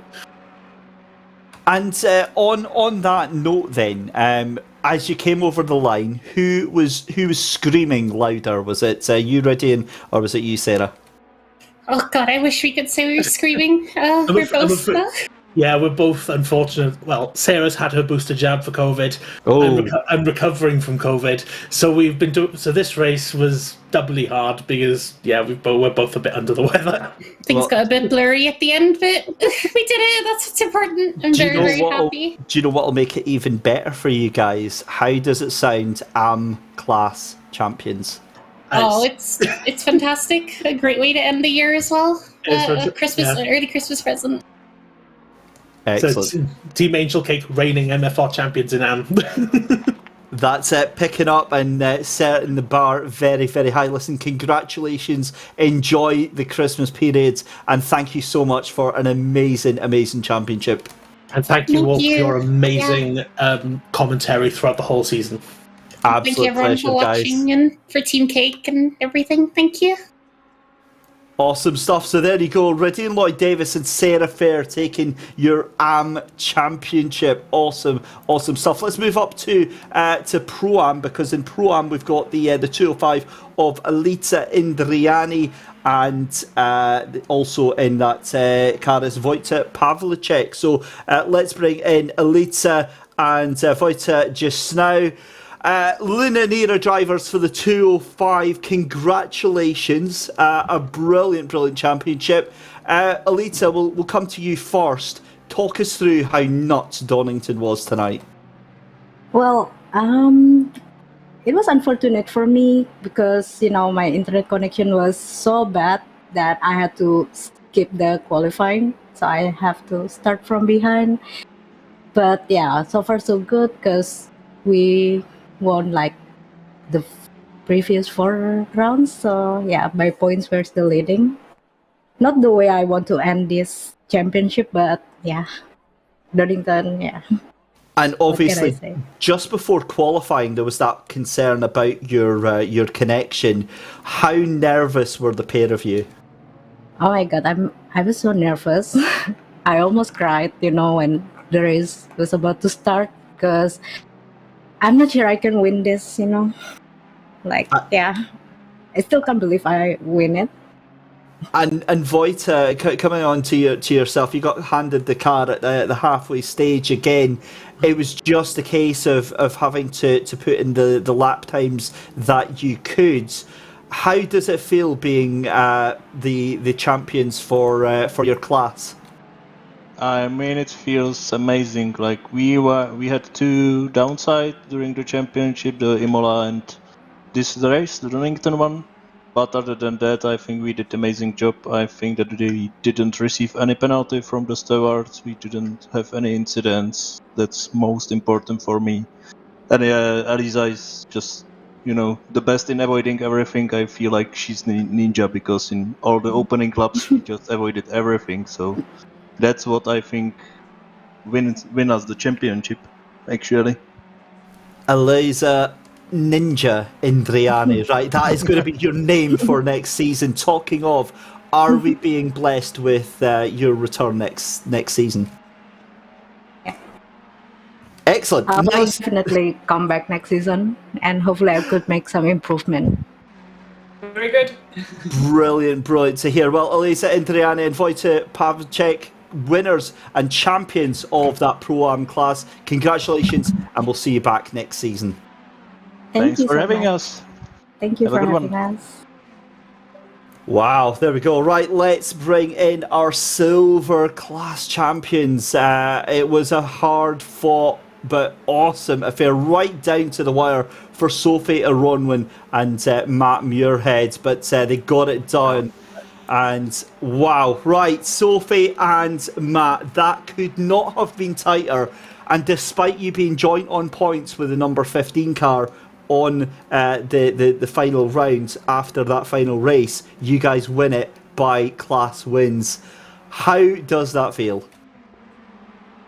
It feels great. Yeah, Matt? Yeah, I'm still shaking a little bit because it was very intense just from a minute go, I think, on that one. I think it was either a last or second to last lap, but in qualifying bumped us right up the order, so it's like it looked like it could have been not to be right from the outset, but managed to get it up the grid thanks to a good lap from Sophie, and then she managed to take P1 in class through turn 1, and then it's about managing the gap for us. And just on that note, did you know exactly how things had to finish for you guys to take the championship, or was that not even on the cards tonight? Was it just a race, or did you know where you had to finish compared to that number 15? Oh yeah, I knew I had to win or beat Esmeralda by at least 4 points. We would have been stuffed if they'd have got the fastest lap in class, I think. Yeah. She deserved the title just as much as I did because she's put in a great season and pushed me all the way. Yeah, it's been a very, very strong season. And Matt and Sophie, for the pair of you, what was the reaction like when you crossed that line and it was official? Well done, Sarah. Absolute relief, to be fair. Yeah, also, relief was definitely the right word. I mean, the last few laps I was riding on board with the 15 car, giving updates of that because I couldn't stand to watch. Because it's sort of the equivalent of sitting behind the sofa peeking out sort of thing. Well, hearty congratulations anyway. Well done, Matt Muirhead, Sophie Ronwin. A huge congratulations for GTWR RHG Female Racing, and can I trust we will see you both back next season? Yes, I'll definitely be back next season. Excellent stuff. Well, congratulations, and enjoy the Christmas and New Year. Thank you, and have a good Christmas yourselves. Thank you. Well, last but not least, Laura, I think we need to let you have a chat with our pro champion, Sarah Dove. Yeah, let's do this. And congrats to the champion in the pro class, GTW R8. Yay, you won, perfect. And the first emotions we got here, perfect. How are you feeling? My mum and my sister are watching, I think. That was brilliant. I mean, this seemed so easy from start to finish, and you have actually like only just one time second place in Imola, and the rest you just won like straight away. So I mean, you must be completely out of your mind to be now the pro champion here. How was it for you today? Yeah, I can't really believe it. Kind of. I never expected this. It's been a crazy season, and it's been great. Definitely, you can hear the joy. But how important was actually now that you just completely progressed from the first to the last race, even you just be like directly in the front, but now being so dominant on track. How does that feel? It's really a confidence booster, I guess. It's like it's kind of showed me that I can do this. Yeah, definitely you can. And it's been a really great season, and it was great. It was great fighting with Alu. Unfortunately, she couldn't be here for this race, and I missed her. Yeah, but brilliant that you just also in the team you have a good spirit, and how often you just train together, and it's played out very well. And now with also Mira Evergarden being like driving the best she can and support each other on track is the most important one. And definitely we can say we get you back next season, huh? Definitely, yeah. A big thanks to Andrea for the other 5 races helping me, and Mira. I couldn't really have done it without them, and the rest of the team helping each other out, and yeah. We can definitely hear your joy, and this is what we wanted to have. The emotions in the last final interview for the season. Enjoy now the Christmas time, because that's where you can at least get a bit of a rest, and then we get yourself prepared for the next round. And thanks for your always positive, optimistic interviews and the smiles you bring to our faces as well when we see you racing. So thanks for the great season to everyone, actually, we have to say. And last famous words from you for everyone on the chat. Thank you, everyone, and anyone watching, jump in. You can do it. That's what it's all about. Perfect. That's what we want to hear. Thanks, Sarah Dove, and the winners here for the pro category. Wow, there you go, Laura. Thank you so much for that. And that's it. We're done. We've done the final race of the season. Season 4 is in the books, and we get to go and open the mulled wine and have a couple of mince pies and put our feet up for Christmas. Exactly, but actually huge thanks to you, David, for making this so fun to commentate again with you, and looking forward to the next one. Also thanks to the production team in the back, which is pretty awesome, giving us some tips throughout the season, also what we haven't probably seen on track. So amazing teamwork, as we can also say from the commentators box. And let's see what I get you for Christmas. Let's look at that for the next one. Yes, that's it. GT3 ride in Nürburgring is confirmed. Right, that's it. Thank you very very much for that. No, listen, Laura, it's been a huge privilege on my side to be part of this yet again with you, reunited after season 2. It was an amazing outing. Great to be back. Here's to another great season next year in 2022 for the SimGrid and more female racers. And to everyone at home, thank you very much at watching. To all the teams and to the drivers, our heartfelt thank you for making this an amazing championship. Have a wonderful Christmas. Things are not done and dusted just yet on the SimGrid. We will be back for one last huzzah on Wednesday night.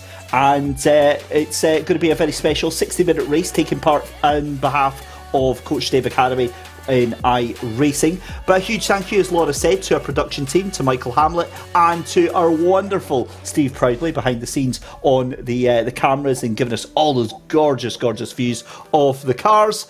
And to you guys at home as well. Have a wonderful Christmas and New Year. Take it easy, take it safe, look after yourselves and everyone else, and we'll see you very soon.